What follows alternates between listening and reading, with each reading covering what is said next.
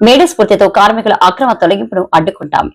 AITUC May Day స్ఫూర్తితో Visakha ఉక్కులో contract కార్మికుల అక్రమ తొలగింపును అడ్డుకుంటామని ఏఐటీయూసీ రాష్ట్ర సమితి సభ్యుడు డాక్టర్ బూసి వెంకటరావు అన్నారు. మేడే స్ఫూర్తితో కార్మికుల అక్రమ తొలగింపును అడ్డుకుంటాం.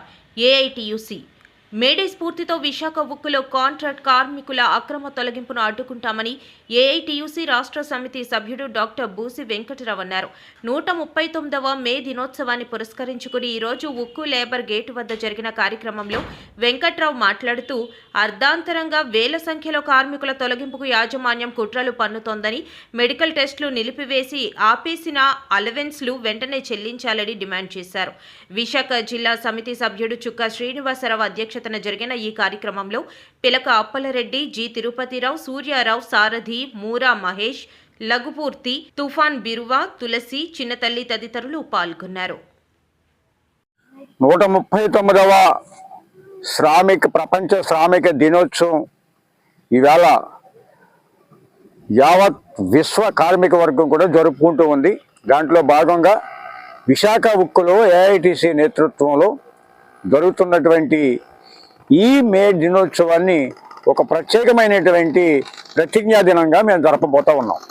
ఏమిటి అంటే, ఏదైతే హే మార్కెట్ చికాగో కార్మికుల రక్త తర్పణతో ఈ మేడే ఆవిర్భవించిందో అదే స్ఫూర్తితో ఈ విశాఖ ఉక్కు కాంట్రాక్ట్ కార్మికుల అక్రమ తొలగింపుని, అలాగే పర్మనెంట్ కార్మికుల సంఖ్య తగ్గింపుని, జీతాల్లో కోతని, కాంట్రాక్ట్ కార్మికుల అలవెన్స్లో కోతని, వీటన్నిటికీ వ్యతిరేకంగా ఈ మేడే స్ఫూర్తితో పోరాటాన్ని మరింత ఉధృతం చేయటం కోసం కార్మిక వర్గం ఇవాళ ప్రతిజ్ఞ తీసుకుంటూ ఉంది.